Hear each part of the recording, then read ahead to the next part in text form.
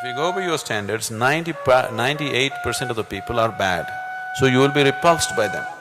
And if you have to work with them, if you have to love them, if you have to reach out to them, it'll take a huge toll on you. If you just accept them the way they are, everybody comes with their problems.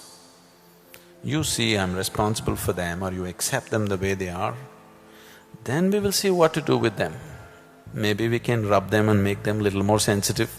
Maybe we can peel their skin off and make them little more skin sensitive. If their skin is thick, we peel it off, then they feel everything. That's what I'm trying to do with you. Just trying to peel your skin off a little bit, though it hurts, so that you become really sensitive to everything around you. That sounds like… what? Abrasive, sadism, whatever you like, but that's the only thing works that I've seen. So we want to just scrape off your skin so that you become truly sensitive to life, everything you feel. If you had no skin, you would feel everything intensely, isn't it? So, we're just trying to make you feel intensely about everything. That is spirituality, that you feel about every atom in the existence, intensely. Like you would have felt if your child was in the verge of death, how you would feel, like that you feel about every single creature on the planet. Now, you will be overwhelmed with it initially, but once you come to terms with it, now there's a new kind of balance in you. Nothing can throw you off balance anymore. Once you started feeling like this, somewhere a natural reorganization will happen within you, that either you have to just fall dead with the feeling, or you will come to a new balance. You won't fall dead, don't worry, you're capable of this. If you make yourself feel overwhelmingly for all life, you will see it'll not kill you, it'll bring you to a new height of life and give you a new sense of balance, which empowers a human being in a huge way.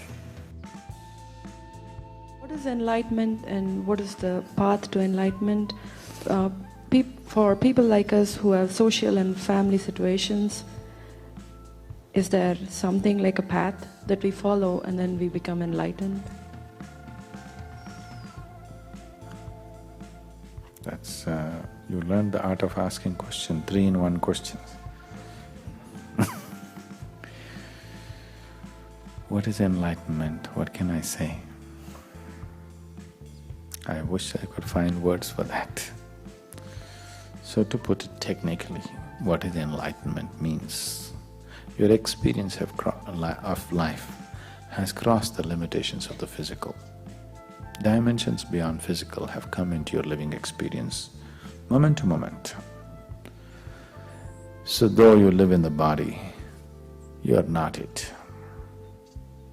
Though you use your mind, you are not it. Though you live in the world, you are not it. Or in other words, you have become a perfect stranger to the world, to the body and to your own mind. A distance has come within you. Now once the distance is there, if you wish to withdraw, you can withdraw. But if you want to play, you can play. Because anyway, there's no danger of getting caught up with the world, or with your mind, or with your emotions, or with your body. Once there is no danger, you want to play, you can play any kind of game, isn't it? So, enlightenment is a certain freedom. Freedom which releases you from the very process of life and death. How do we get there? We just started a little step. A small way, we made a beginning. But the first step is always the most significant step. Because the first step has to happen in the right direction. Turning into the right direction itself is a great step, even if you don't walk the path. See, now you are facing this way, but enlightenment is this way. You just turned in this direction, you didn't walk this path, it doesn't matter. You turned in this direction. That itself is a fantastic step, because someday you will walk. You're bound to walk, isn't it? Either you walk out of your own intelligence, or you walk because life bites you very badly. When life bites you very badly, then you'll say, what the hell is all this about? Which way out of all this? If you're intelligent, you will walk before life bites you. Otherwise, you will try to walk when life bites you, but when life has bitten off one of your legs, it's to walk with one leg is difficult, you know. But you turn in the right direction, that itself is a great step. So, for people who live in family situations, is there a possibility? Your family has nothing to do with your enlightenment. Nor your monkhood has anything to do with your enlightenment. By becoming a monk or becoming a family person, you're just choosing a certain atmosphere to live in. What is within you will not change because of this, isn't it? Yes. Whatever is the kind of atmosphere that is suitable for you, conducive for you, you choose that. If family atmosphere is conducive for you, you choose that. Living in the forest is conducive for you, go to the forest. You want to dig yourself into a mountain cave and live there, do that. Whatever is conducive for you, but don't ever believe by going to the mountain you'll get enlightened, by leaving your family you'll get enlightened. No, it has nothing to do with that, because it's an inner dimension. What kind of external arrangements you make for your own life has nothing to do with that.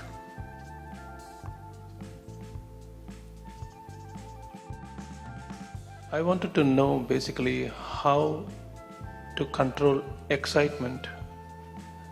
If you could give me as easy or a simple way which I can follow, that would be really great. We can do that if we just have you shot. After that you'll be cold and unexciting.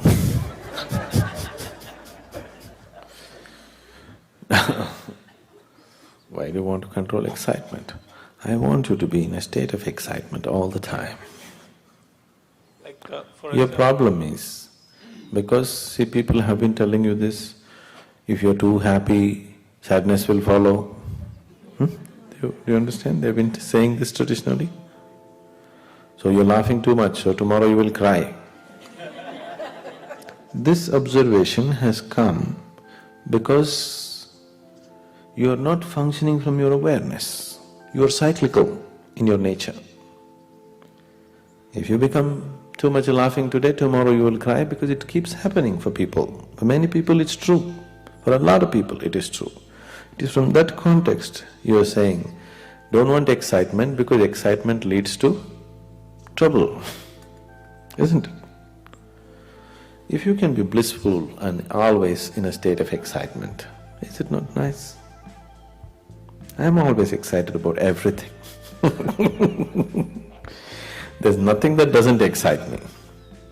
That's why I'm asking question to you, Swamiji. That's why I'm saying, why do you want to kill the excitement?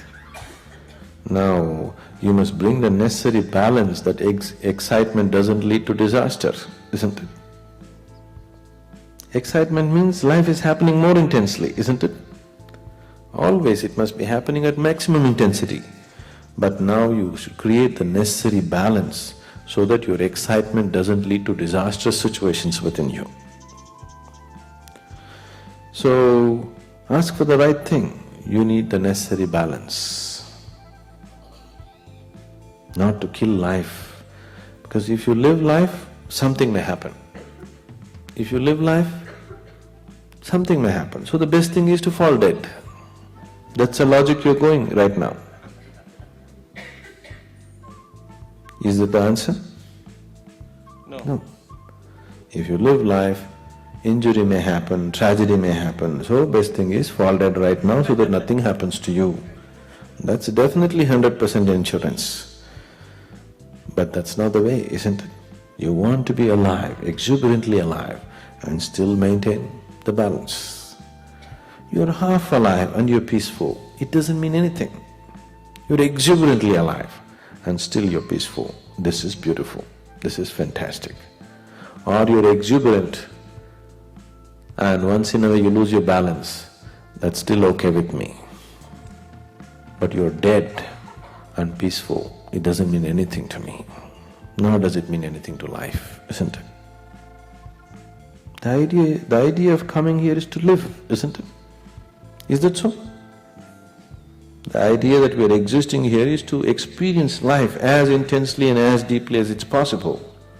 Everything that you're doing is only for that. But because of your fear of disaster, you're killing yourself and keeping yourself half alive. That's not the answer, that's not a solution at all. So, how not to be excited is not the question. How not to make excitement into your disaster? You must earn the necessary balance within you. Everything that we are doing is only in that direction. Are you a little more balanced than what you were 5 days ago? Such a short period. 5, 6 days is not a big amount of time. But are you a little more balanced? You just stick to the practice, I'm telling you. In 6 months' time, look at the kind of balance you have within you. You will stand apart in any group of people. That kind of inner balance will be there, definitely.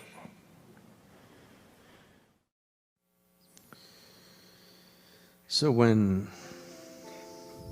if the longing has risen within you, that you want to know, you really want to know. I know this wanting to know sometimes bubbles up and again get lost in the daily rigmarole. It's… the nature of the mind and the body is such, even the simplest processes of life could be greatly entangling. Simple things. Getting up in the morning, turning up the blinds, brushing your teeth, using the toilet, breakfast. If you work. Whatever, these little things can be highly entangling.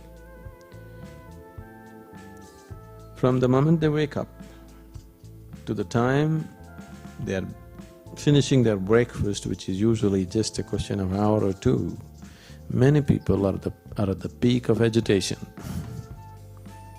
Isn't it so? Yes? Nothing has happened yet, no calamities have struck yet, you haven't met your boss yet, Nothing has happened.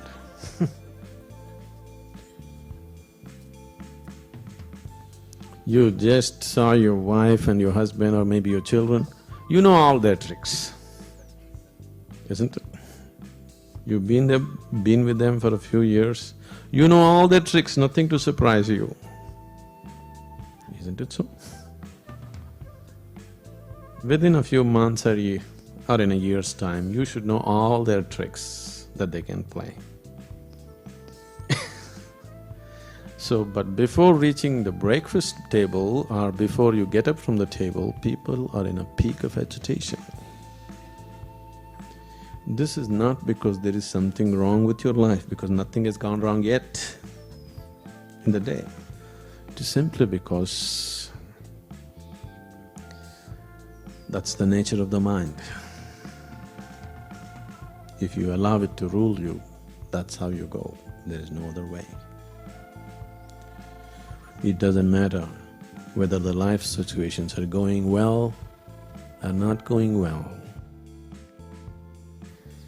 So, if this is the nature of your mind and this is the way life is going on, definitely it's time. Definitely it is an urgent need in everybody that they must look at the very nature of their life with a much deeper perspective, with a much deeper penetration into it, isn't it so? The time has come, isn't it? Most people don't realize that the time has come, they think they can do it next year. They think they can do it after 2 years. There is no such thing. If you value your life, the time has come. Only if you don't value your life, then time hasn't come, isn't it? If you have any value for this life and this creation, then the time has definitely come that we must look at life with its ultimate perspective. Otherwise, maybe there is time. Of course, there's a whole eternity ahead of you, there's really no hurry.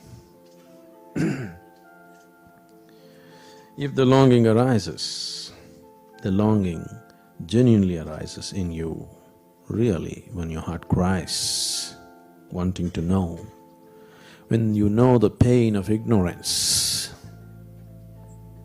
when you really know the pain of ignorance, then a master arises.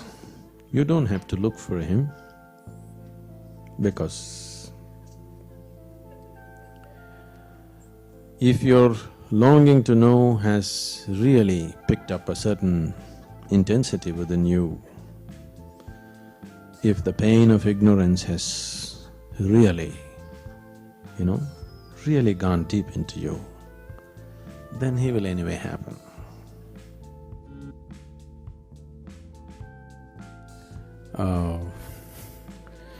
What is the goal of human life?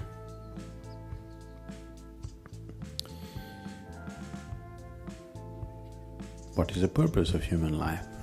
Or in other words, why life? That's a question. When it comes to life and existence, you never ask why.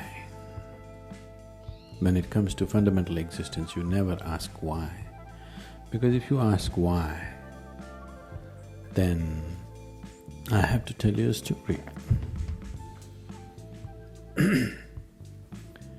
When I say a story, even if it's a real story, a real story,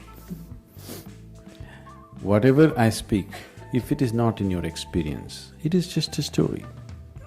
The only option that you have is either you believe me or you disbelieve me. Yes? If you believe me, it doesn't get you any closer to truth. If you disbelieve me, it doesn't get you at all. So, you never ask why. Right now, you're here with life. Why such a question has come? What is the goal of life? Because the process is not enough, isn't it? Yes? The process of life is not enough somehow.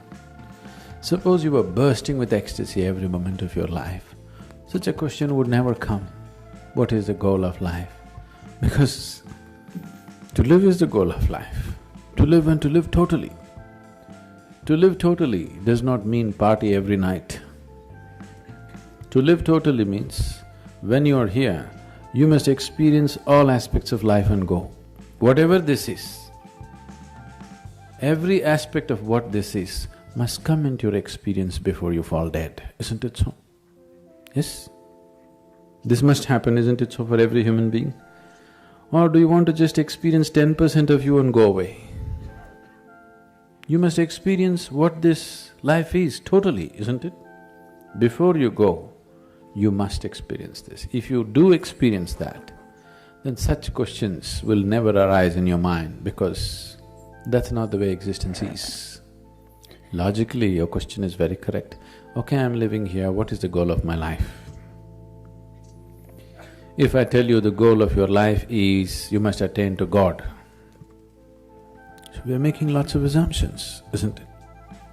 We are making assumptions about various things which are not yet in our experience, isn't it?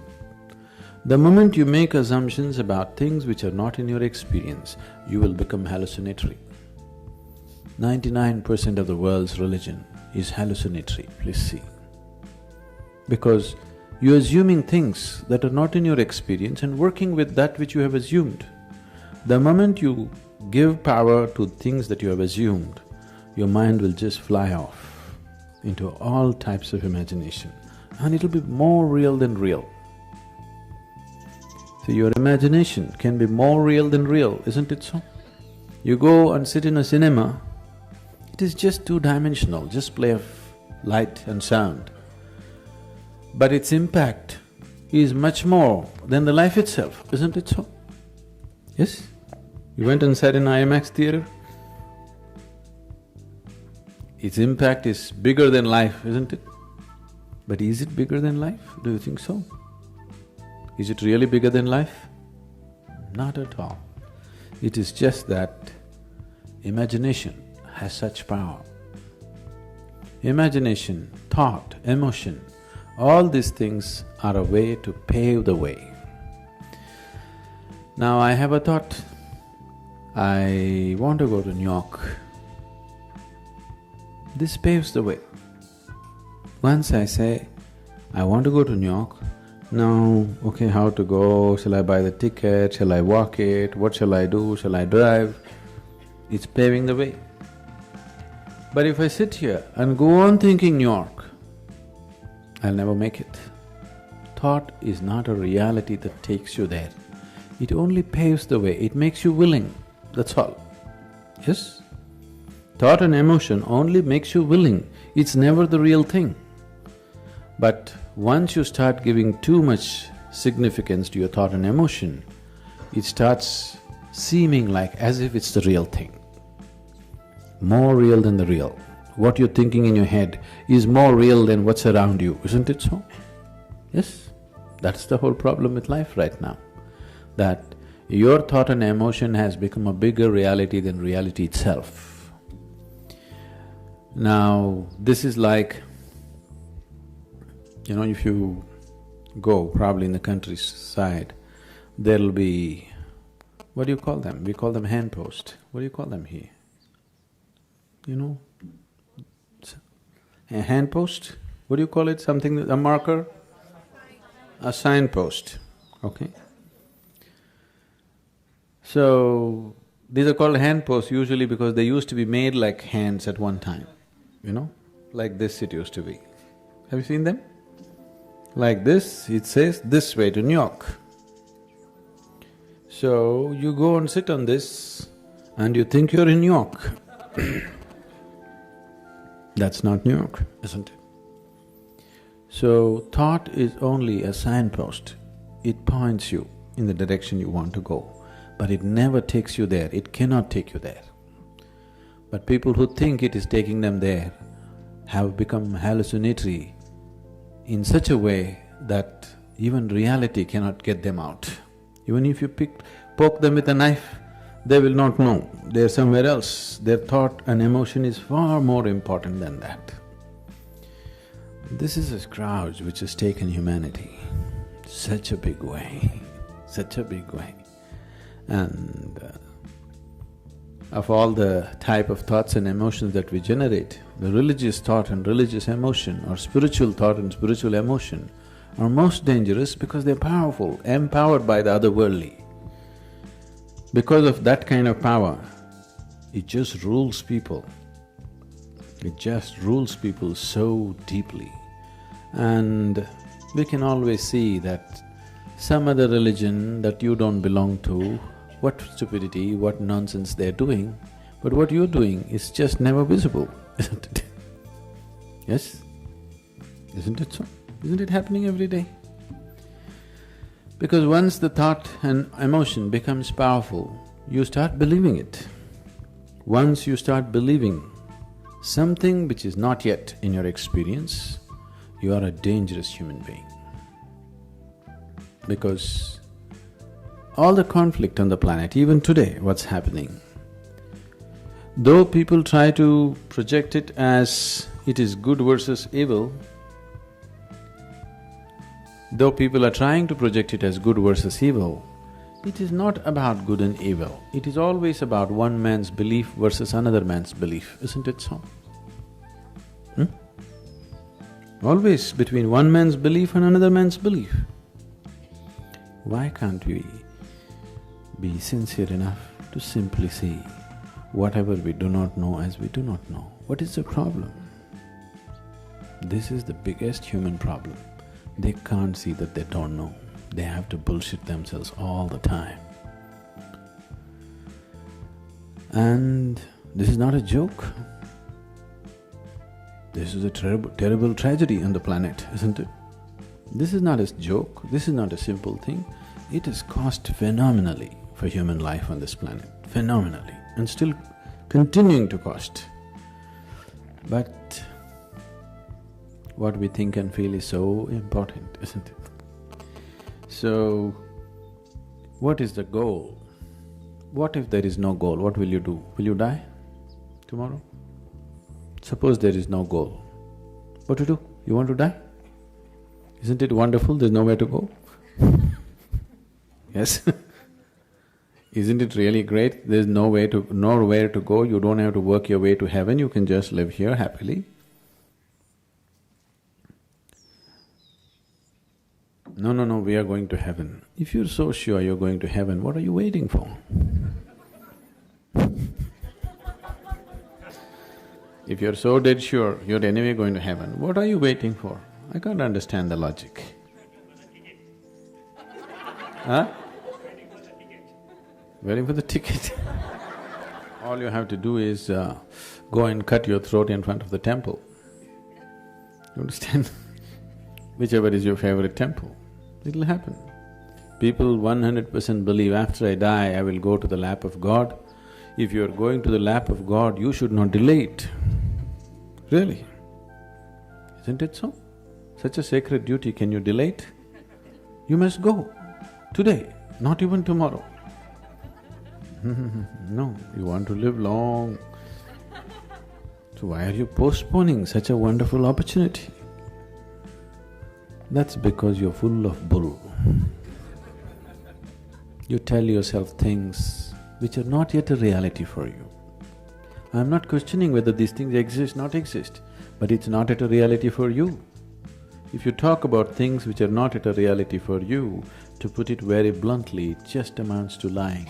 This lying has cost phenomenally for individual human beings and for the whole humanity in a big way. What is dream?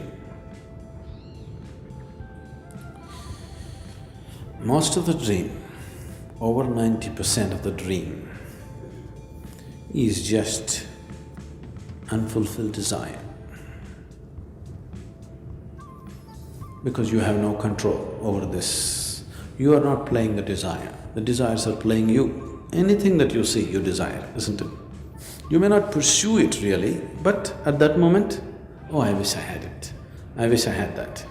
Everything that you have desired for till now, when you go from here today at 5:30 or 6, if all of it is waiting for you at home, you've finished. All the things and people that you've desired for in your life, if all of them are waiting for you at home, can you live there? Can you? No. So isn't it a fortune that your desires have not come true? So because you are desiring in an unbridled way, it's not in your control. All of it can never be fulfilled in life. But it needs to be worked out because once you desire something, you're investing a certain amount of energy in that direction. You need to understand this. Now, if I say, oh, I want these lights, immediately a certain amount of my energy is invested in that direction. Now I forget about this, so, oh, I want the camera. I'm investing certain amount here, but this is still going on. I may not be conscious, but this is still going on. In a day you do this with 100 different things, you become all scattered. You're so scattered, now endlessly, mind is just going on with meaningless thought. Because constantly your energy is being thrown in different directions, it is not going in one direction. Have you noticed at a certain time in your life when you had a deep longing for something in particular, you created a big longing towards something, at that time all these things disappeared. Have you noticed this? Yes? You invested in one direction. Suddenly, all these thoughts just disappeared from your mind. So dream is happening simply because your mind is just being constantly scattered around with desiring process. And all of it can never be fulfilled in reality. So, you're working overtime in the night, fulfilling them in fantasy ways. Yes, there are other dimensions of desire, but they are very small. If such things happen to some individuals, we will handle it. We don't have to disturb everybody with such dreams. Desire is just free cinema, enjoy it. Whether it's a horror movie or a love story or a suspense thriller, just enjoy it. What's your problem? Free cinema they're showing you.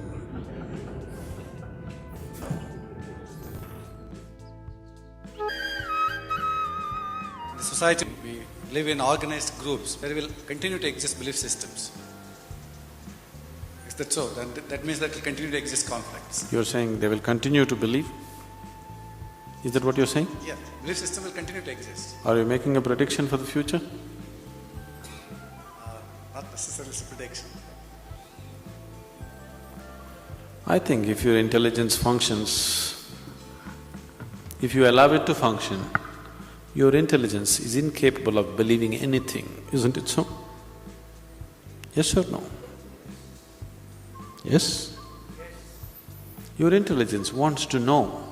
It is not ready to believe anything actually, but you are forsaking your intelligence because your fear is so dominant.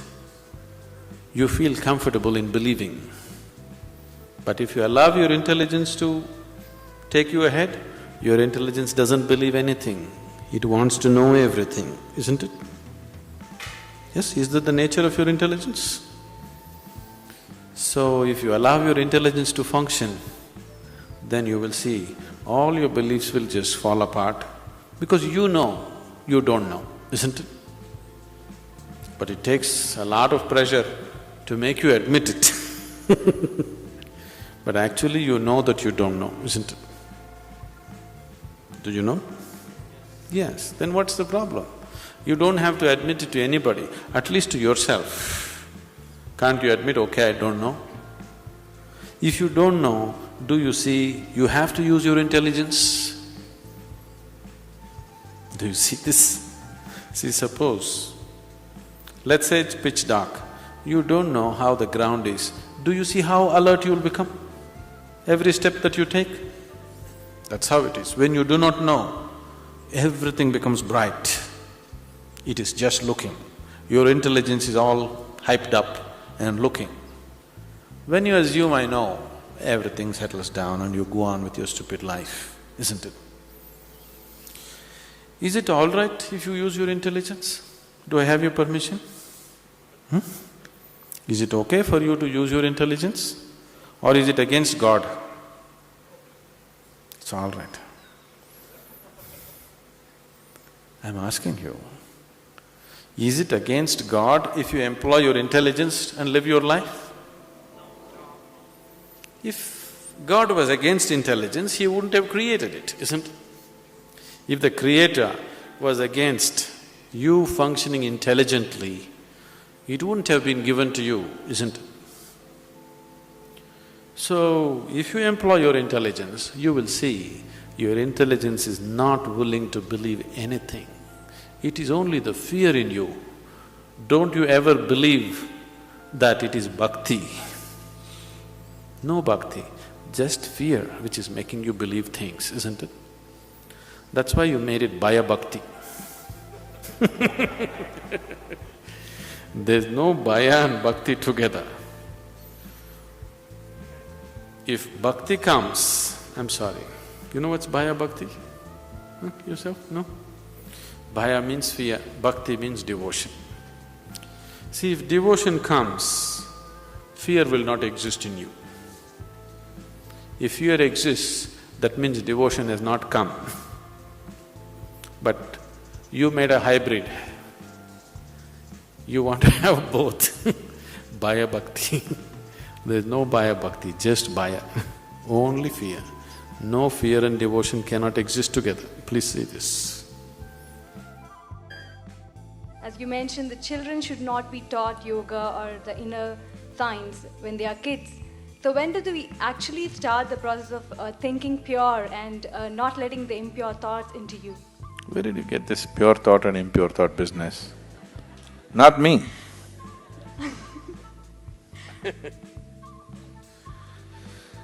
Thought, whatever kind of thought you have,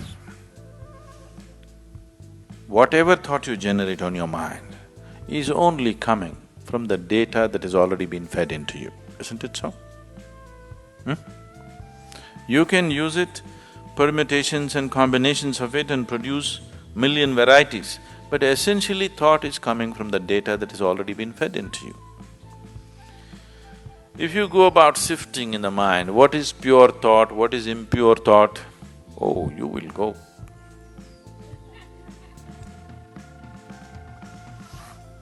And if you're trying to curb the impure thought and produce pure thought, you've finished. All the things that these so-called religions told people are sins, they have become the full-time activity of human mind. If they had just left them alone, everybody according to his inclination would have gone where he has to go. Now it's not like that, it's painted in everybody's mind because they said, this is a sin, do not think about it. Endlessly they're thinking about it. They're not even as free as dogs and cats are, human beings. Simply because somebody put this idea that there's something pure and impure. Whatever impure things you learnt at the age of 25, I do not know. I have not come in touch with anything impure in the world yet. I don't know where you came in touch with all these impure things in 25 years.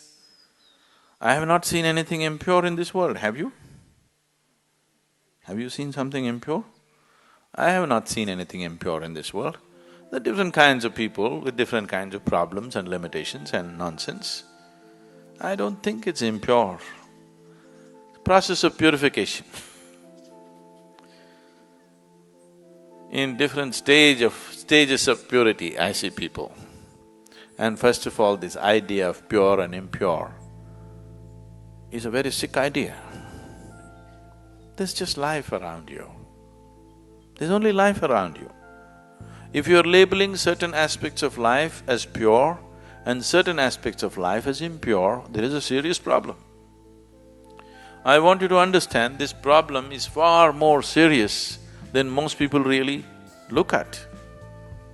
It is that serious. Right now, many religions and cultures on the planet have labeled the fundamental biology itself as impure. Yes? Yes or no? The basic biological processes themselves as impure. Sexuality is impure, a woman's menstrual cycles are impure. What the hell, you're born out of it? Then you are also impure, everything in the world is impure, creation is impure. If you like that word, you can use it. But who are you to decide what is pure and impure? This is the way life is made, isn't it? It all depends on how you do what you do, isn't it? With how much awareness you approach it. The same things can become beautiful, the same things can become ugly, depending upon who is doing it and how he is doing it, isn't it so? Yes. Something as simple as eating. Eating can be a beautiful experience, not just for nourishment, even as an experience, it can be a beautiful experience. Somebody eats like this, you just look at that back. Everything can be done like this, isn't it so? Who is doing it? How it is being done? That's what makes the difference. So this prejudice as to what is pure and impure has destroyed this humanity in such a bad way. Pure thoughts and impure thoughts, oh, if you sift through this, you're finished. All thoughts are just junk, okay? Essentially, they're coming from the limited experience of past. These thoughts are useful for your survival process. You picked up some amount of information, you want to survive in the world, this information is useful. If you're looking at life itself, these thoughts are meaningless. What happened yesterday actually has nothing to do with what's happening right now in this moment, isn't it so? But in terms of your survival in the world, you need to remember a few things. You need to use your old knowledge to earn your living on the planet. But in that, don't brand something as pure and impure. This can completely freak your life out. There's nothing pure, there's nothing impure. Life is just the way it is. It's for you to make it wonderful or make it ugly. Every aspect of your life. Yes? Every aspect of your life. You can either make it beautiful or you can make it ugly.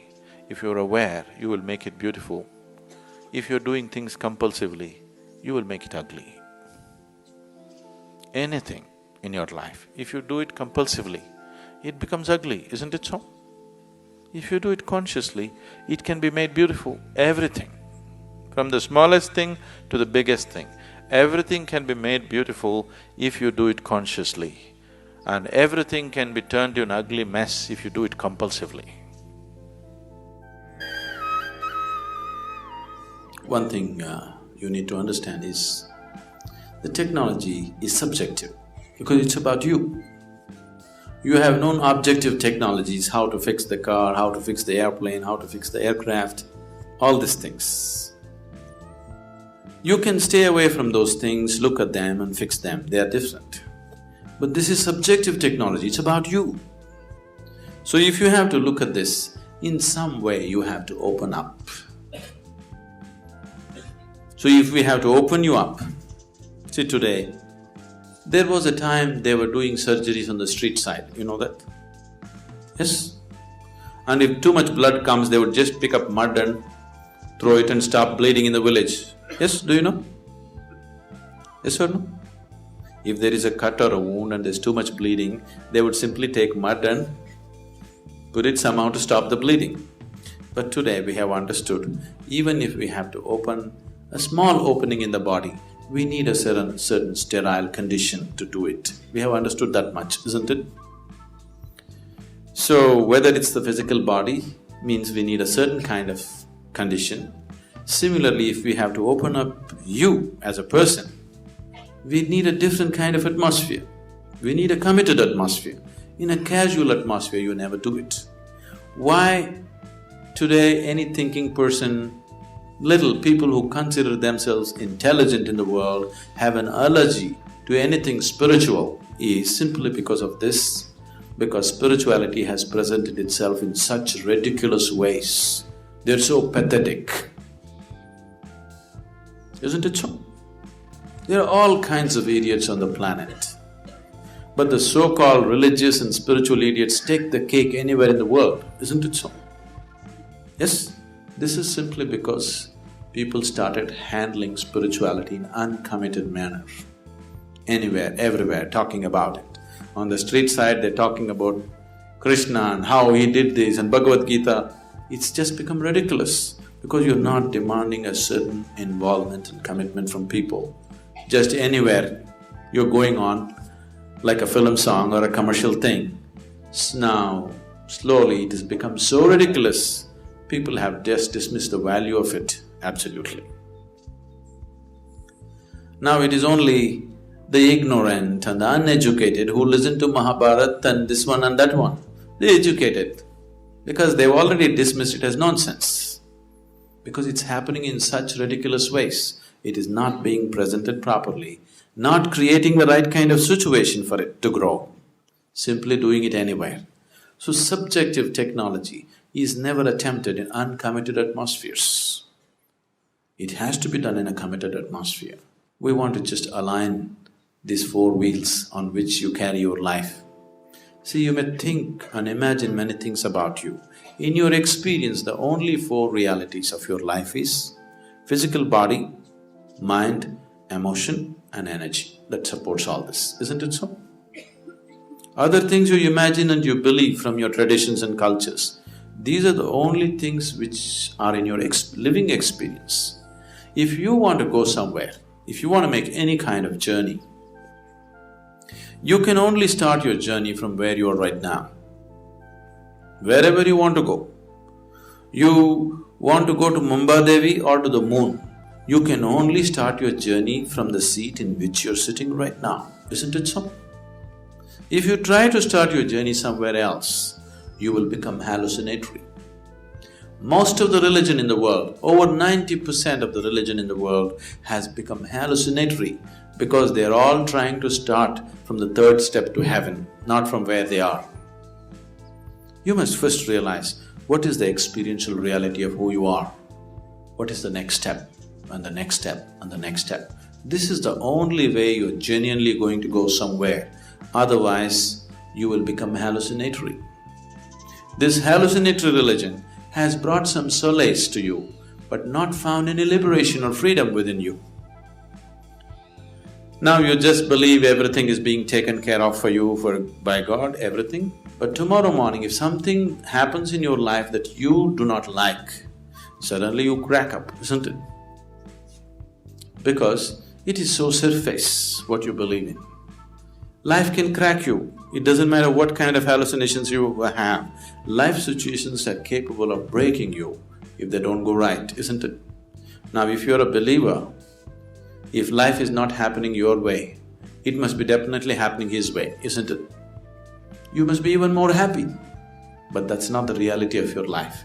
You want the life to happen the way you want it. If you have any problem in your life right now, it is just this: life is not going the way you think it should go. Is there any other problem with your life? Is there any other problem with your life? This is the only problem that human beings have. Life is not going the way they think it should go, isn't it so? If it is not going your way, it must be going the Creator's way, isn't it? You must be even more happy, but that's not the reality, because there are too many deceptions in the mind.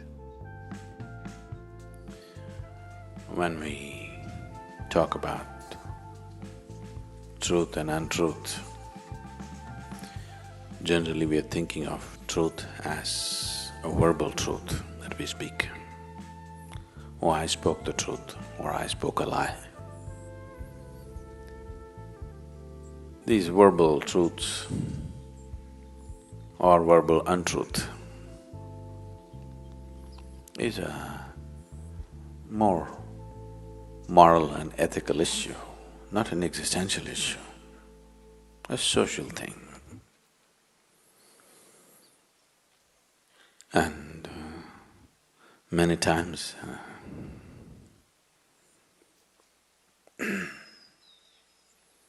you know, there's a lot of terrorist attacks going around in the world. You just had one, we've had plenty back home.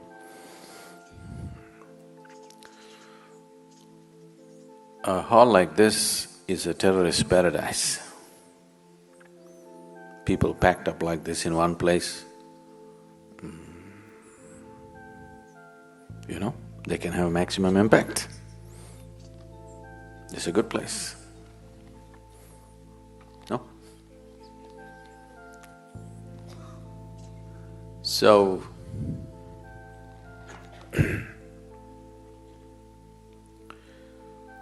when I was coming just now, I met a terrorist. Because everything is quiet here, he didn't know whether the people inside or not. He's trapped up. He asked, are there people inside? Do you want me to tell him the truth or untruth? Huh? You want me to speak the truth or untruth? What kind of people are you? So, what is truth? What is untruth? It is not in the words that you speak. It is in the way you hold the life within you.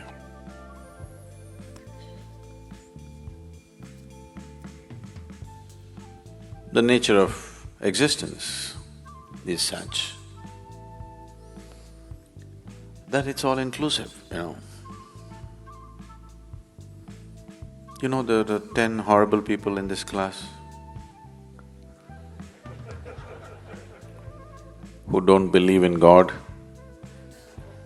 But when the sun comes up in the morning, you'll have 10 black spots falling on them. Believers have such hopes. No, when sun comes up in the morning, it lights up everybody, isn't it? What nonsense you believe in or what nonsense you disbelieve in, it doesn't matter, it just lights up everybody. Whoever opens his eyes, for him there is light to see. Who you are, what you're thinking, what you're doing, are you this or that, it doesn't discriminate. Whether you are a crawling worm or a big human being, it doesn't discriminate. So the essential nature of life is all-inclusive. There is no discrimination. This is the truth. If you sit here like that, absolutely all-inclusive, you are in touch with truth. If you have become a prejudiced exclusiveness, this is the untruth. It is not in the words that you speak, it is in the way you are. Truth is not something that you can say or not say. Truth is something, either you're in touch with it or you're not in touch with it. It's not your doing. If it's your doing, it must be a lie, isn't it? Isn't it so? If it's your doing or my doing, it must be a lie, isn't it? That which is true is always. It is in the lap of truth that we exist. It is not something that we say or do. Either we can be in touch with it or we can be unaware of it. But still it is working. Whether we like it or we don't like it. In the very breath that we take, we're inclusive, isn't it? Yes? Whether we are willing or unwilling, in the very breath that we inhale and exhale, we are all inclusive, isn't it? If you become exclusive, truly exclusive, you will be dead. But even the dead are inclusive, isn't it so? The dead will so easily merge with the planet. They are also very inclusive. The alive are supposed to be consciously inclusive. Dead are dead, so they're unconscious and they're inclusive.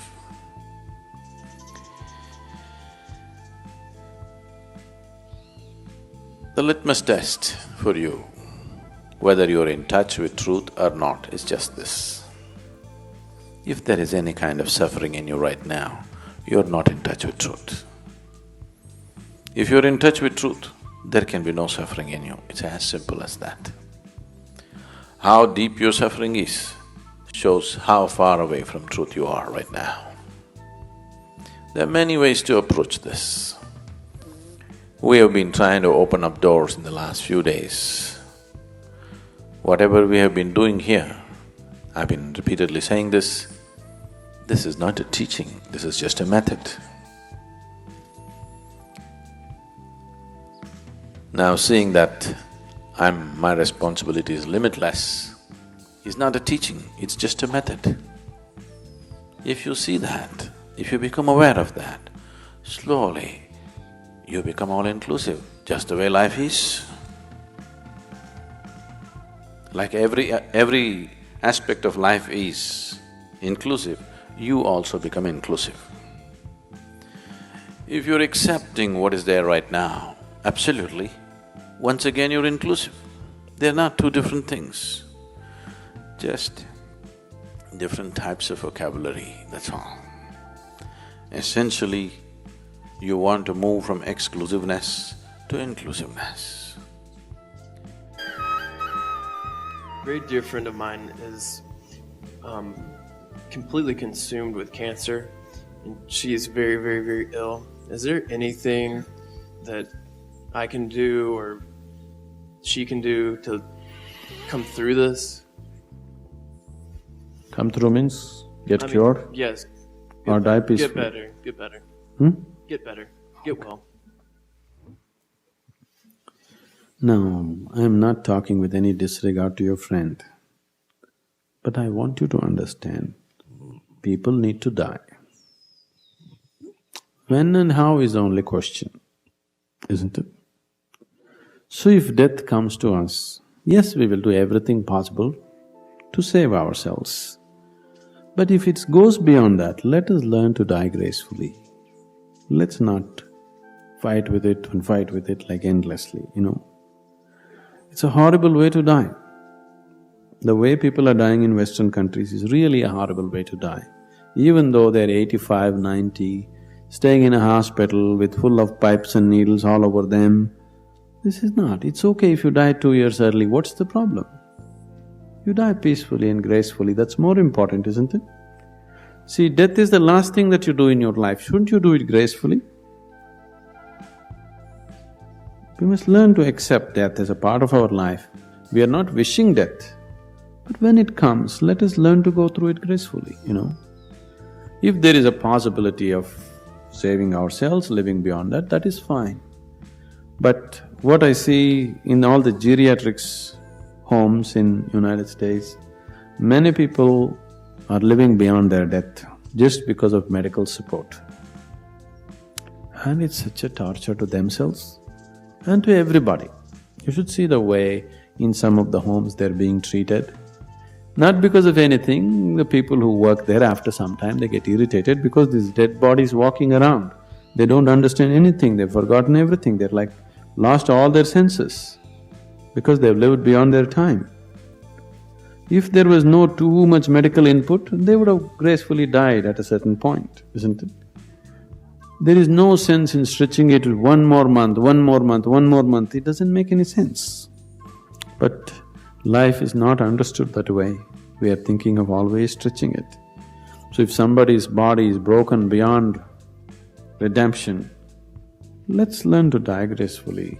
Let us make the person understand, it's okay, it's all right, We're all in the queue, aren't we? So you are ahead of me, isn't that great? In any queue you want to be ahead of everybody, isn't it?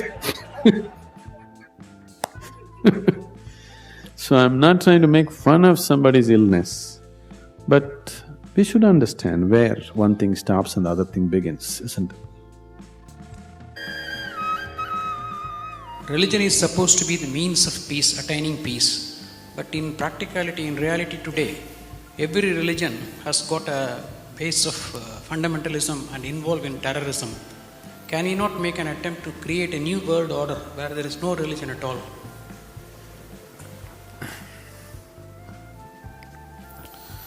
Now, what you unfortunately know as religion in the world today is just somebody's belief systems. Somebody believes God is round, somebody believes God is square, somebody else believes he's a triangle. That's the situation, isn't it? And you must understand this. Once you start believing in something which is not yet a reality for you, you are bound to be in conflict with somebody else because somebody else is bound to believe something else. No, I believe in my God, but I am not a violent person, I will not fight with anybody. All this is just make-up. If they provoke you sufficiently, you will fight. Like, for example, let's say you believe God has 4 hands. I believe God has no hands. These are 2 belief systems. Tomorrow, out of your love for God, you put 100 feet tall statue in Coimbatore city, of course with 4 hands.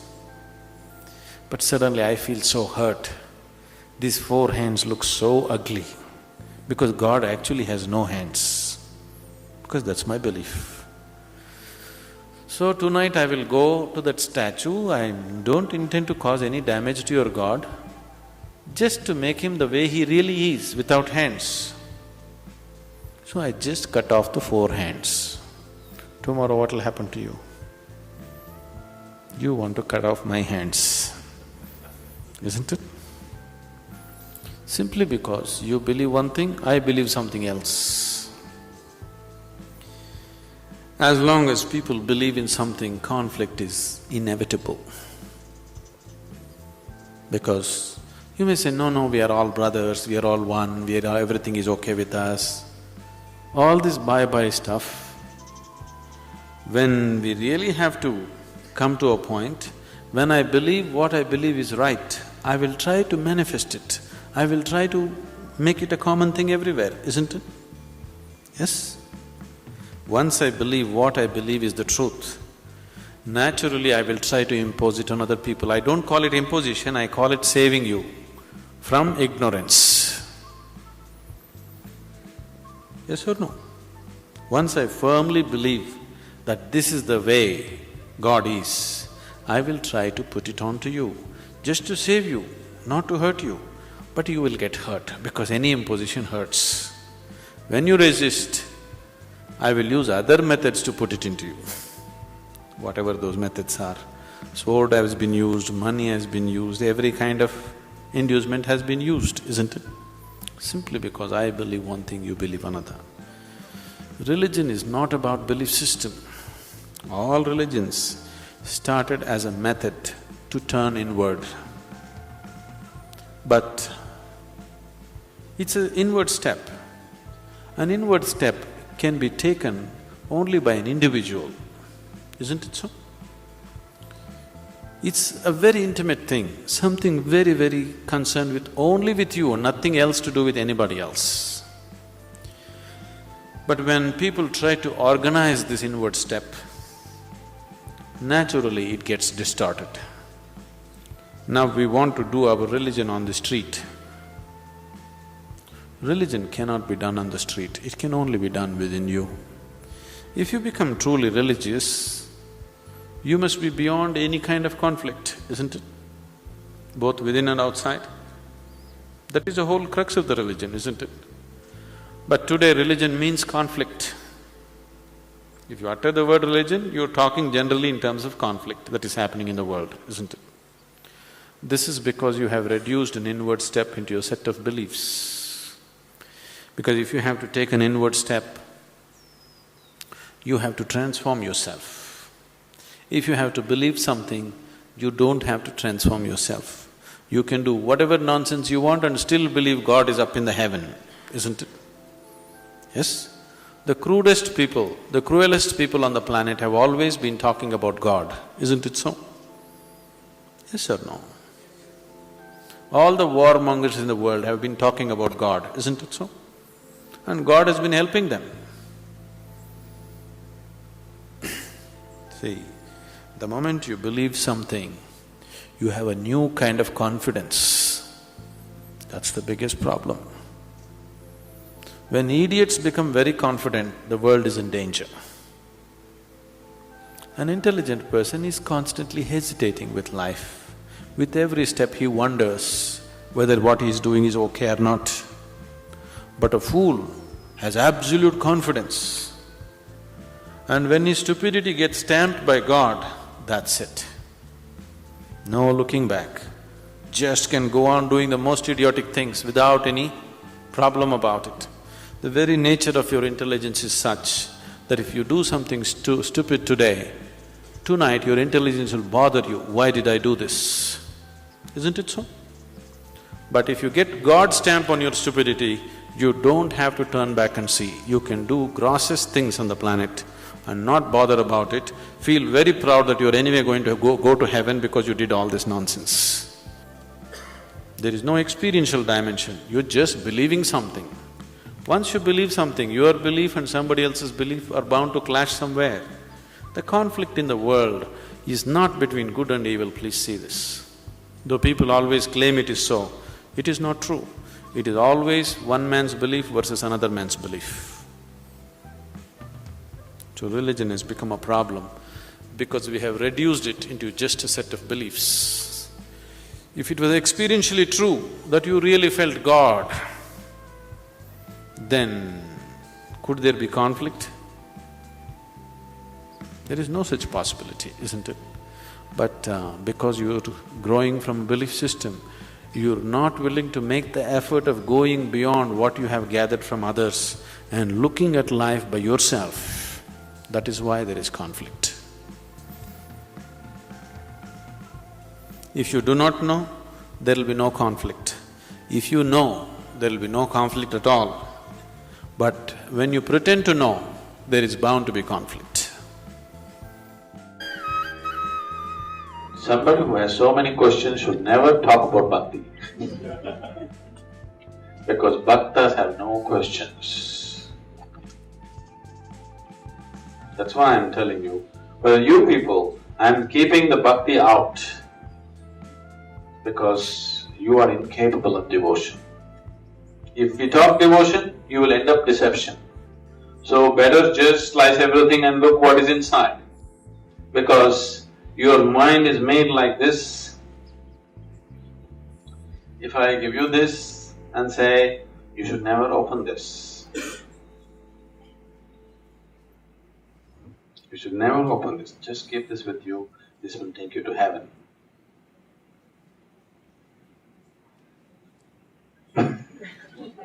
In your sleep, you will sleepwalk and go and open it. Isn't it so?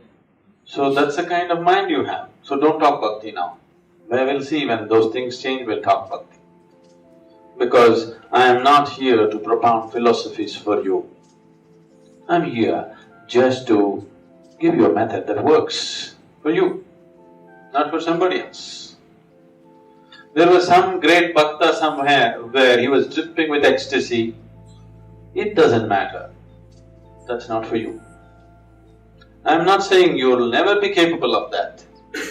But right now, with a thinking mind, a mind which likes logic more than anything else, with this mind, don't talk bhakti, you'll just deceive yourself.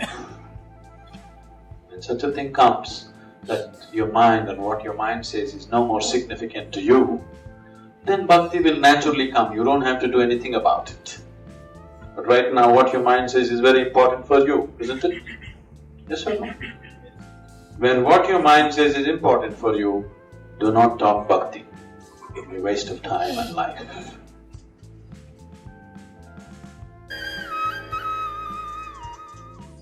You mentioned different religions have got rituals today, and some of them dropped the science and glorified the rituals and went forward, be it Hinduism or any ism. In your experience, have you had a chance to see that science is slowly coming back to the people and the rituals are going down? I just want to get a feel on that. Thank you.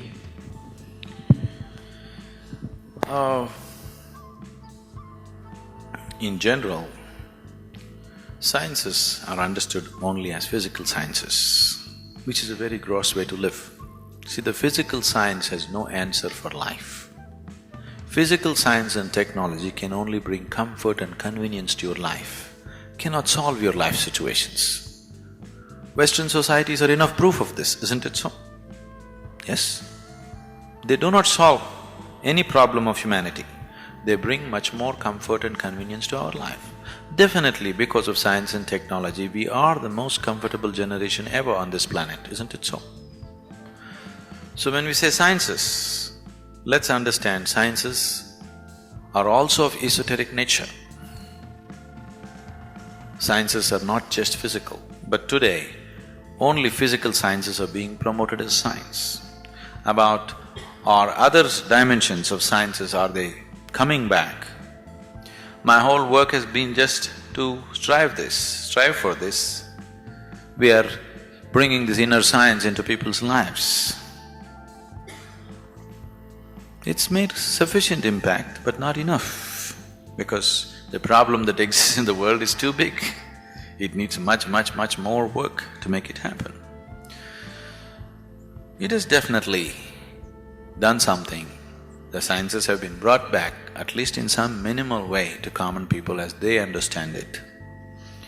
Even in rural villages in Tamil Nadu, we have done this in about 1,350 villages right now. And you see there is a change in the way they're looking at their life. They're making some effort to change their living conditions, which they thought is God ordained. All these years they believed, this is God's will, this is how we are. Now they're making some effort to change, which is the only way life can change. There's no overnight solution. If we work at it, if our whole life if we work at it, if we leave 10% change, it's a tremendous thing. Because social realities cannot be changed like this. People have tried to change it with violent methods. All you will do is you will replace one tyrant with many. That's all that will happen in the name of revolutions. So, Right now we have set forth a revolution, we call this silent revolution of self-realization. Is there a banner? No? Whenever we talk about revolution, most of the time, people are talking about changing somebody, isn't it? All the time, rather. See, you wanting somebody else to change is not a revolution, this is an age-old problem. Mother-in-law wants the daughter-in-law to change, daughter-in-law wants the mother-in-law to change. Isn't this an age-old problem? Is there a revolution in it? What is revolutionary about it? You want somebody else to change, there is no revolution about it. I am willing to change, this is a revolution. This will bring about genuine change in the world, that I am willing to change my ways to make things happen. This will bring about the change. So this is the silent revolution, and it's a science as to how to change yourself. One of the aspects of yoga is to take care of your body, which is really the best and the most beautiful creation of God. On the other side, we are talking of detachment from the body, and that body is not sort of important. So, I mean, there is a little bit of a disconnect in my mind on that issue. We never said body is not important. Body is fine, but body is limited, isn't it? Yes? Body is a limited possibility. When you're young, you think body is unlimited. But if you have little sense, you can see body is very limited, isn't it? So is there something wrong with being limited? Nothing wrong. It is just that your nature is such that it cannot settle for anything limited, please see. Yes? Once you come with a human form, it cannot settle for the limited. If you give it this, it'll ask for that. If you ask for that, if you give it that, it'll ask for that. If you give it that, it'll ask for this. Endlessly it'll ask, because it is seeking the unbounded. So body can never really fulfill you, because you will not settle for the limited. So we are talking about going beyond the body, not because we think something wrong with the body, simply because you cannot settle for the limited. If you settle for the limited today, tomorrow you'll be frustrated with it. You'll want something more, something more, something more. How much more do you want? You want to become unlimited. Please look at your desire. Your desire is always to become unlimited. Whatever you know, through that it is trying to become unlimited, that's all. So body, the limitations of the body will not allow you to be fulfilled, so we are seeing how to go beyond it. This does not mean neglect the body, this does not mean destroy the body, this does not mean body is not important or body is wrong. It's only through the vehicle of body all this nonsense you can do, isn't it? To destroy the vehicle, what to do? No, we are not talking about destroying the body at all. We are not talking about ignoring the body, but using the body to the limited dimension that it is and see how to go beyond that. Because if you don't see that, you will never know fulfillment, because body is a limitation. Body is a tremendous limitation, isn't it? It's a tremendous possibility, but still a tremendous limitation, isn't it?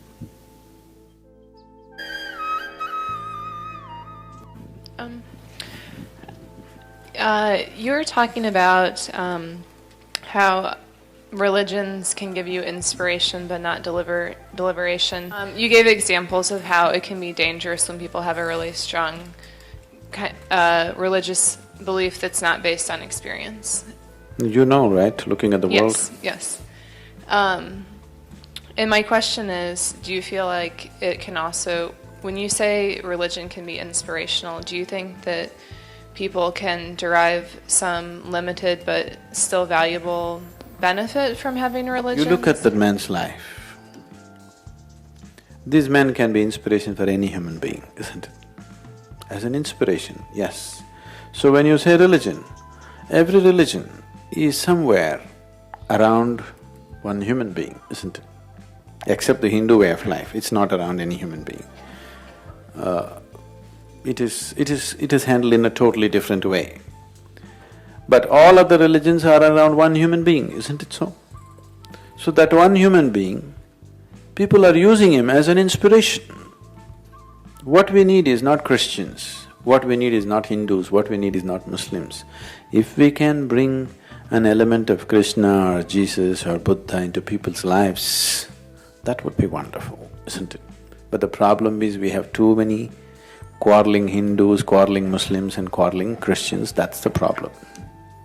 If you could take these men as an inspiration and bring a little bit of their life into your life, life would be very different, isn't it? It would be very, very different. But we have not done that. We have only identified ourselves with this group or that group, we've joined the party. This party or that party we've joined and invariably we quarrel. Are they an inspiration? Definitely they are an inspiration for any human being, isn't it?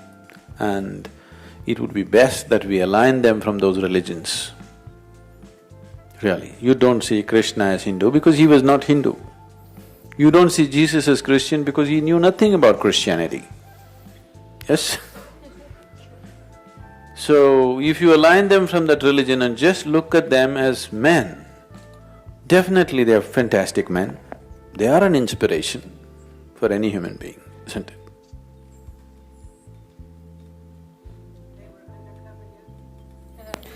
Their cover blown, that's why they got crucified. They couldn't stay under cover. And they were not clever enough to create more undercover yogis. All their covers blew, that's why they got crucified. If they had kept it under cover, they wouldn't have been crucified, isn't it? They couldn't keep it under cover for whatever reasons.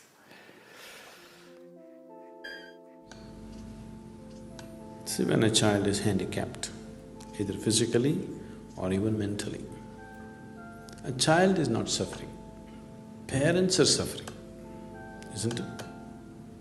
A child is incapable but not suffering. Have you noticed this? Even a mentally handicapped child, he's not suffering, actually he's more free of suffering than a lot of other children.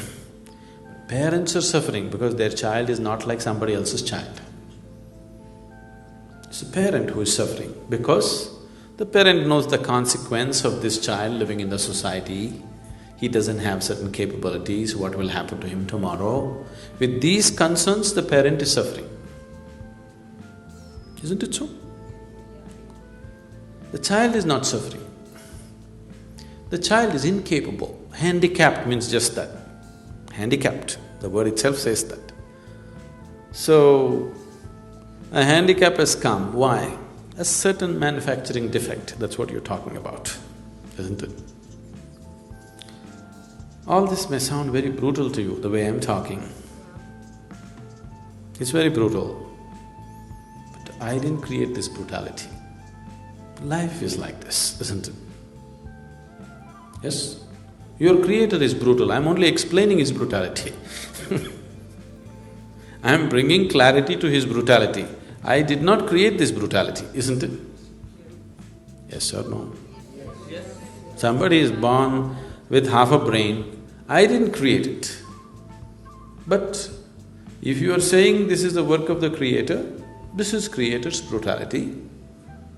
Either you see it the way it is and see what we can do out of it, or you don't see it. Today, we no more call them as handicapped children, we call them special children. They're special because they're not like other children, they're different.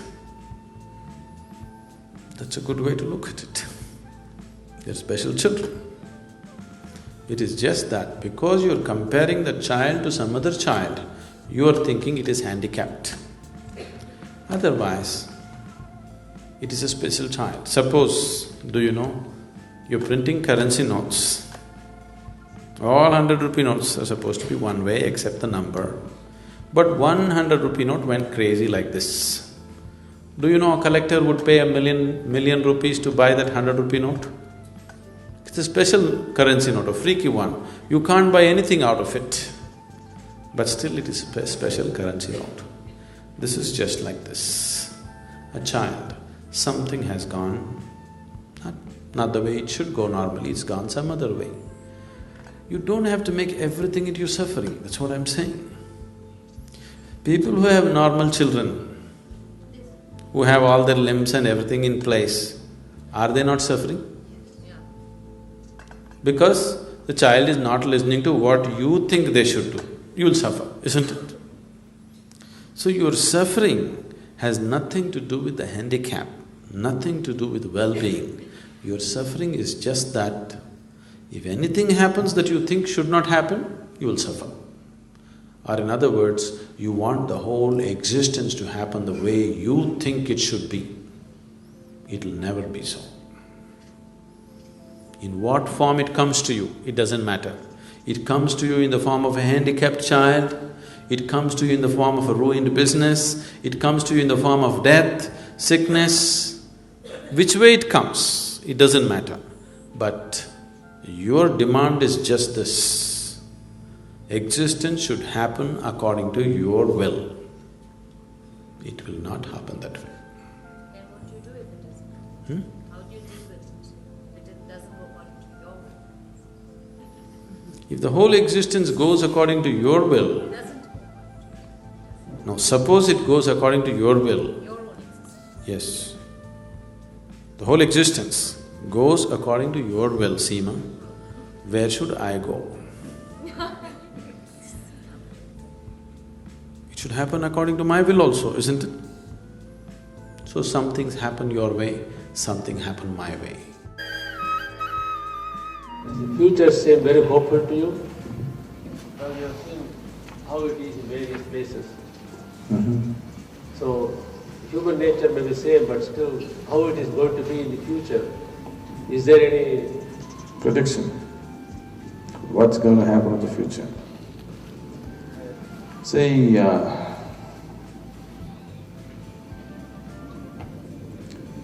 if my whole thing was to make a prediction, then why would we do all this work? It doesn't matter how bleak the situation looks right now, but don't ever underestimate what is in a human heart, what people really want. Don't underestimate that. In 10 years' time, the whole world may just be changed into a complete different possibility, you know? It is just that people need sufficient poking to get them going. But when they get going, you don't know what they can do. They can do something that's never happened on the planet till now, isn't it? Isn't it so? So, don't try to predict future. See what kind of future do you want to create. Why are we always trying to predict future? I want you to set a goal. Before I die, I want to leave the world at least this much better. Wouldn't that be better? Instead of predicting future, why don't you set a goal for yourself? Before I leave this world, I will make it at least this good. If all of us set a goal like that, definitely there's a wonderful future ahead, isn't it? We are hoping from the stars some guidance will come. Stars are dumb, inanimate rocks. Okay? You are supposed to have brains and intelligence. They don't have all that. They're just far away, but they're just dumb, unintelligent rocks, isn't it so? Yes or no? Just because they are far away, we don't have to attach such importance to them. They are not guiding our lives. Human destiny is in human hands. How we handle it, that's what it will become. If we handle it sensibly, definitely there's a wonderful tomorrow. If we handle it foolishly, definitely there's going to be a terrible tomorrow, isn't it? So don't predict. Predictions means an insult to humanity. All predictions are a terrible insult to humanity, isn't it? Isn't it so? That means there is no value for what a human being is. All this nonsense is happening simply because you have not realized the immensity of being human. How big it is to be a human being, it's not been realized. The very wonderful stories in India you must have heard. In India there are stories like this. If gods have any problems, they get into trouble, they will come down to meet the sages and saints for advice and consultancy. You know that? This is just to tell you, a human being can raise himself to such a stage that even the gods will have to seek advice from him. Just to tell you the immensity of being human, what it means. So, if you realize the immensity of being a human being, then you won't predict, you will create. You just have to create, not predict. How do you measure, one measures their own spiritual progress at an individual level? Oh, you want a meter? Oh, we'll give you a meter.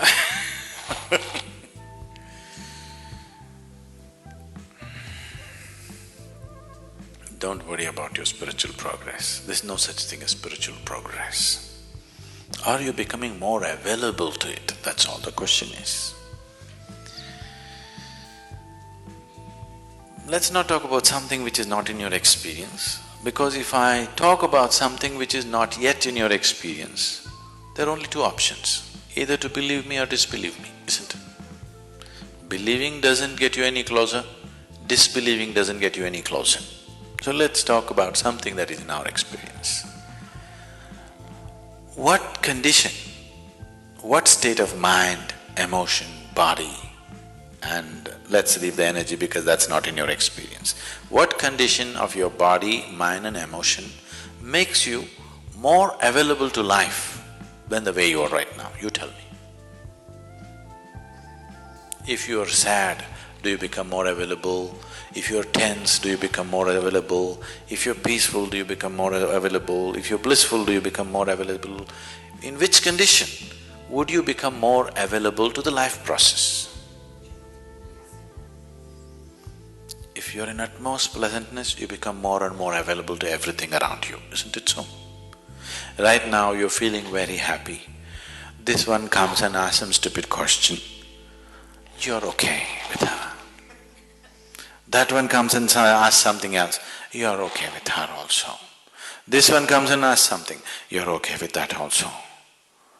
You're in a certain state of unpleasantness, you're irritated, frustrated, angry, depressed about something. This one comes and even tries to say something nice to you, this will go. Yes or no? Even to simple aspects of life, you are more available only when you're in a certain state of pleasantness, isn't it? So let's measure by that standard. If by the day, if you are becoming a more joyful human being, you just keep accounts of this on a daily basis. From yesterday to today, am I a little more joyful? If you're keeping accounts and if you're becoming more and more joyful by the day, and your face instead of becoming like this is slowly becoming like this, that means you're progressing. Yes, you're definitely progressing. Because spirituality is not some nonsense up there. It is about becoming available to life process in its fullest possibility, not just to the physicality, not just to the mentality, to becoming available to life process in its fullest scope. This is spirituality.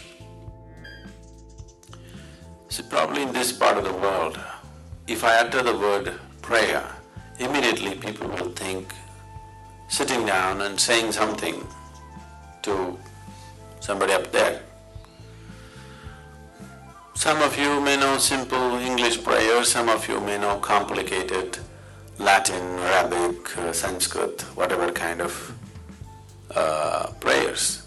But essentially, prayer unfortunately has been understood as a way, like it's some kind of a long-distance call. Prayer is not an act, it's a certain quality that you bring into your life. In somewhere in 1860s, certain missionaries came to central part of India, which is now called as Madhya Pradesh, and they were scouting the tribal districts because that is where the potential conversions are there.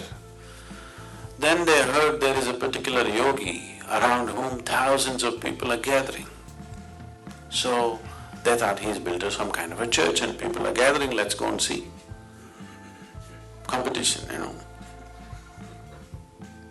So they went there. When they went there, they couldn't believe this. There was no church, there was not even a home. The yogi was just sitting under a tree. All he had was a loincloth, bare-bodied. He was just sitting there. Somebody who looks like he's not worth anything. Then they got a little encouraged. Okay, there's not much of a competition. But then they found hundreds and thousands of people gathering around him. Then they were amazed, oh, what's happening here? He must be having some kind of power. So when they got an appointment with him, they asked, what kind of prayers do you teach? Then he looked at them and laughed, said, oh, you are men of cloth, you are men of prayer, aren't you?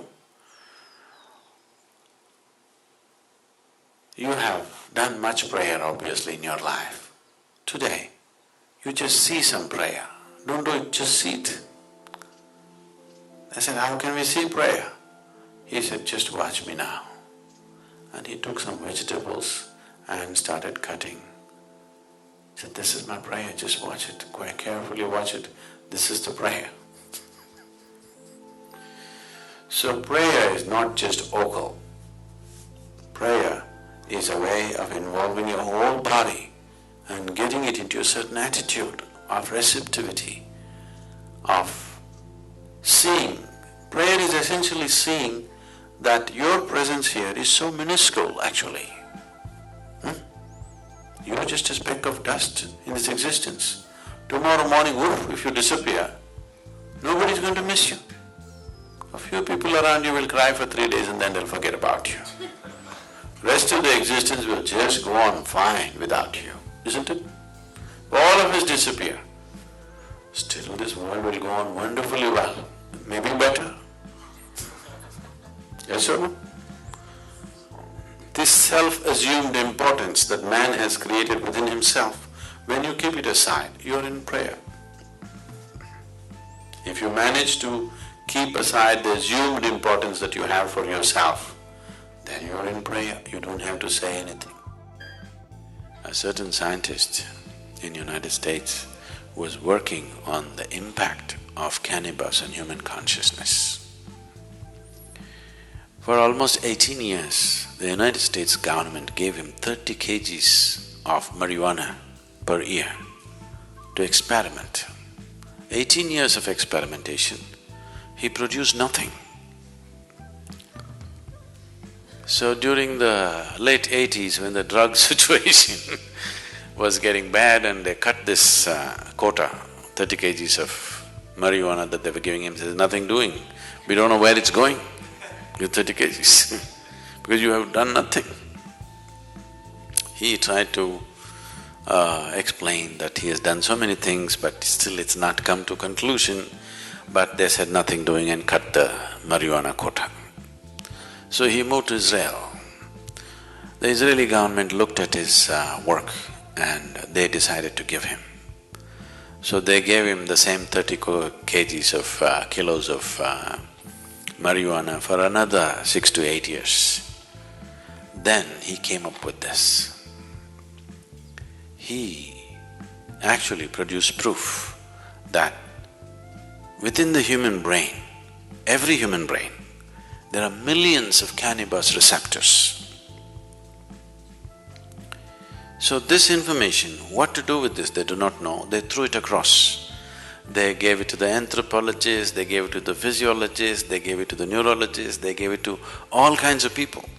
There are millions of cannabis receptors in the human brain. What is the explanation? How? Why? So anthropologists said maybe at some point in history, maybe everybody was doping. Which cannot be, because in many parts of the world it doesn't even grow.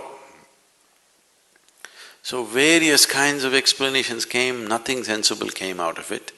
Then the neurologists, after about 2.5 years of looking into this in various levels, they said, when human being is in a certain state of experience, the human system itself produces the necessary chemicals for which it is waiting. So, these millions of cannabis receptors are waiting for you to produce it. Those who could not produce it, they try to put it from outside and damage the system. Look at me, I'm always blissed out. Look into my eyes and see I'm stoned. Never been on a substance, but always stoned. Because the very system does this. So, in India, there's been enormous, in the yogic systems, there's enormous focus on the pineal gland, you know? You know the pineal gland?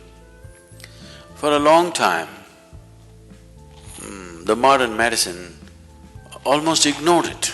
They said, there are so many things in this body which we are not bothered about, it's because it's not concerned about day-to-day health situations. Today, the maximum that they have come to is, they are beginning to say the secretions of the pineal gland, if they're on, if they're active, there will be no mood swings in you. That's not the point. There is a whole system of yoga to activate the pineal gland. If you activate this and if it generates sufficient amount of secretion, you will be ecstatic every moment of your life. Simply every cell in your body will be bursting all the time. Now when you're like this, if you eat, if you don't eat, if you sleep, if you don't sleep, nothing matters because you're blissed out. In this state, everything is effortless. Just doesn't matter. You can function at the best because you can effectively use your body and mind at its best. There's enough medical proof for this, only when you're in utmost pleasantness. Otherwise you cannot use your body, you cannot use your mind to its fullest. Both this body and this mind will… you can explore the full potential of what it is only when you are in a sustained level of pleasantness within you. Otherwise you're a damn issue by yourself. All the time you are an issue by yourself. It doesn't work. So, whatever the effort that human being is making, whether he goes to the temple, goes to the bar, wants to go to heaven, this is a whole effort, isn't it? Isn't this a whole effort?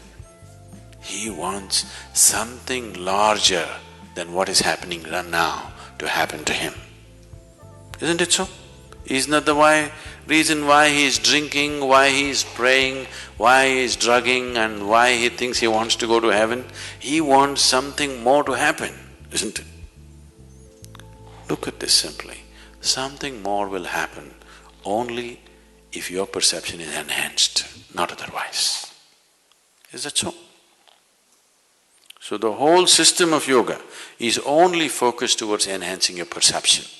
If your perception is enhanced, something more, you don't have to look for it.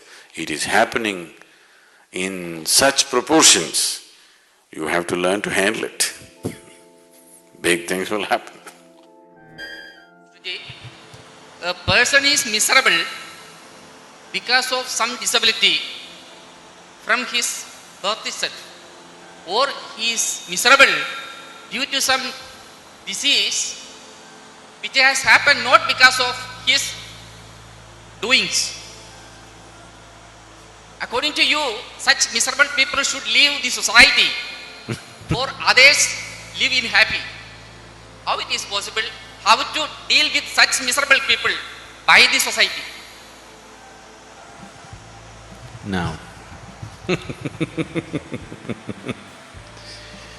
Nobody is miserable because of a disability. Suppose you had only one hand. One hand less, wouldn't you make you miserable? It is just that everybody else has two hands, you have only one, that makes you miserable. One hand less, does it cause misery? Does it cause misery? I'll come to you, I know what you're saying. One hand less or one eye less wouldn't cause misery. What causes misery is everybody else has two, I have only one. That causes misery, isn't it? So, a disease or a disability fundamentally does not cause misery. It creates a certain physical situation. Misery is caused by you, only by you, nobody else but you. Misery is always self-created. Situations are happening. Some situations the way you like it, some situations the way you don't like it, some situations the way you can handle it, some situations the way you cannot handle it. This is how life is happening. But misery is caused by you, isn't it so? A mentally retarded person never suffers. It is other people's attitude towards him which makes him suffer. By himself, he doesn't suffer. Actually, he is more joyful than most other people. Or he just doesn't know what's happening. He just doesn't know what is happening, or generally he is much more happier than other people, isn't it? But it is your attitude towards him, you constantly reminding him that he is not normal, which makes him unhappy, which makes him miserable. It is you depriving him of many things that a human being needs because of his disability, which makes him miserable. So misery is not caused by any situation.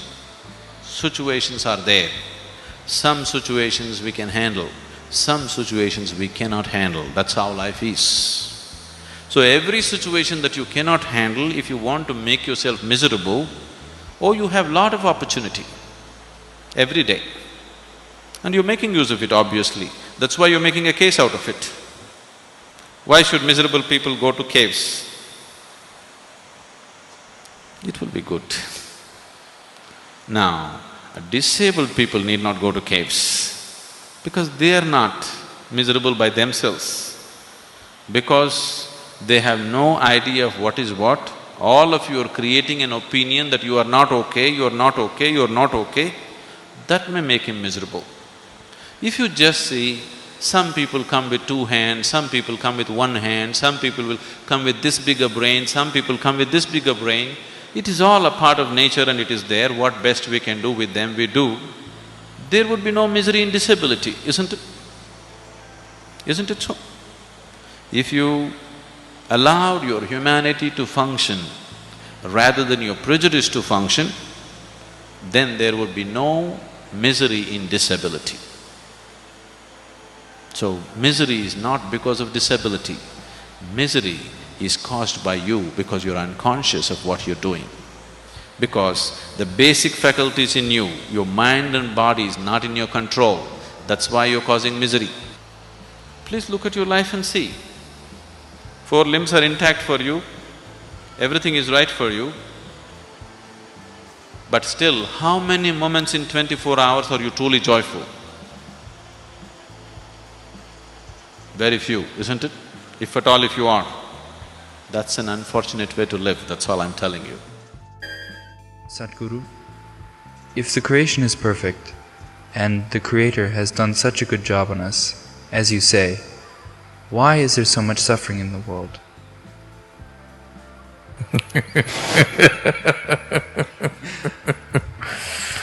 Why do we need to depend on somebody's compassion to exist here? So, if Creator had done a good job on us, why there is so much suffering in the world? Why we need to depend on other people's compassion? and understanding to exist here.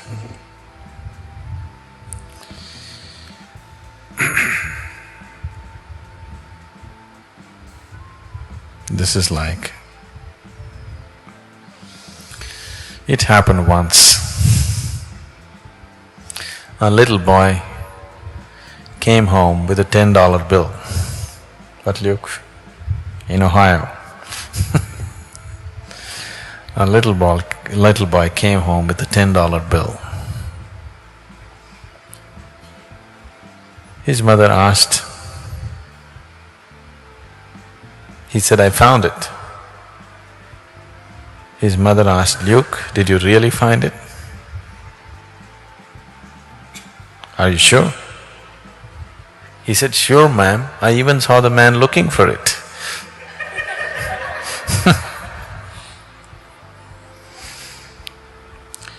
Why there's so much misery if this is a perfect job?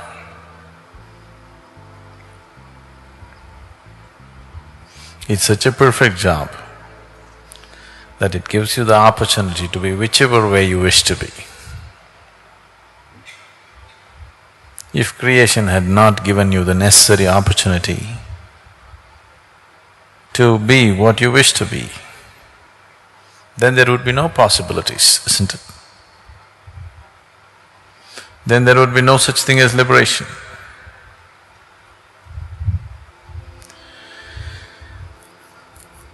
So why create a bondage and then liberation?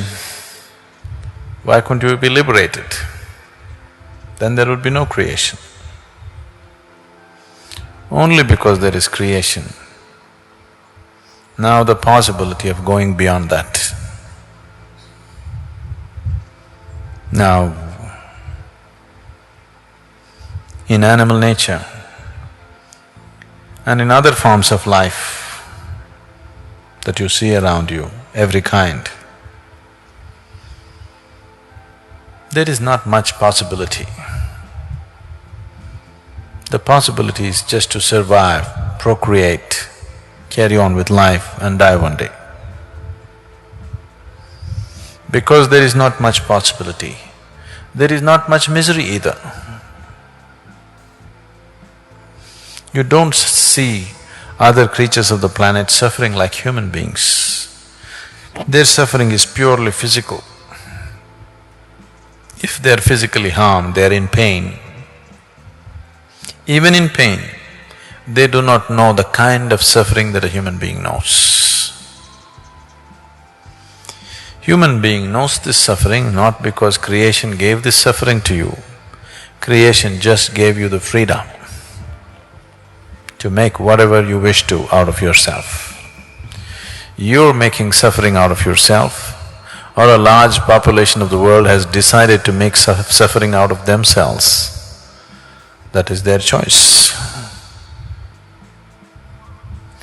Physical realities sometimes are comfortable, sometimes are not comfortable. That is so. We have been given the necessary intelligence to create necessary comfort for ourselves. That's not an issue really. If we have no problems with each other, creating comfort for all the population in the world is not a problem. It's not at all a big problem, really. Simply because we have inner problems, simply because this freedom, which should have been a benediction, has become a curse upon humanity. Right now, what human beings are suffering is not their bondage, they're suffering their freedom. If you suffer your bondage, it's all right. But if you suffer your freedom, that's tragedy. Right now, human beings are unfortunately suffering their freedom. This moment, you can make anything out of yourself. You can make joy out of yourself, you can make suffering out of yourself.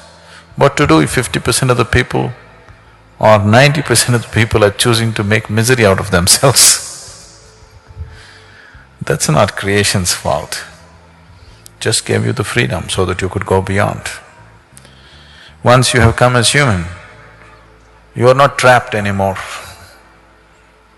Other creatures are trapped in their own instincts.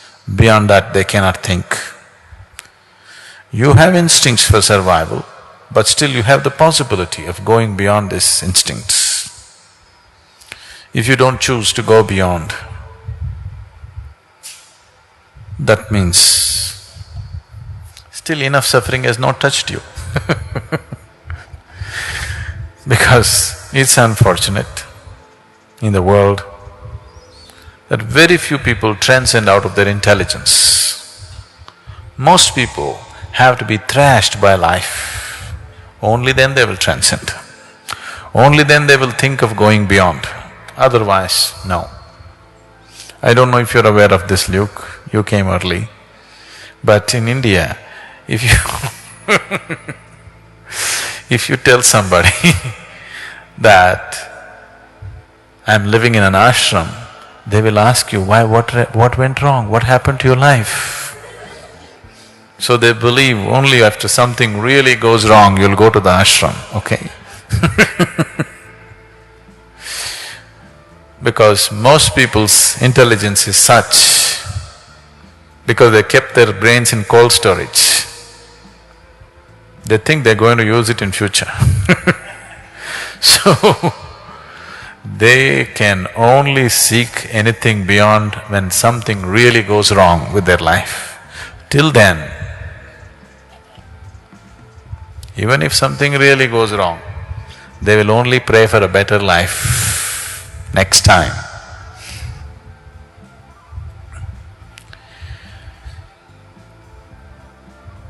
Now, you don't have to depend on anybody's compassion or understanding. The whole world can live under the umbrella of your compassion and your understanding. I would like to see that you stand up that way, that the world lives under your compassion and understanding. You don't live in other people's compassion and understanding. If you have any dignity, that's how you should live, isn't it? Isn't it so?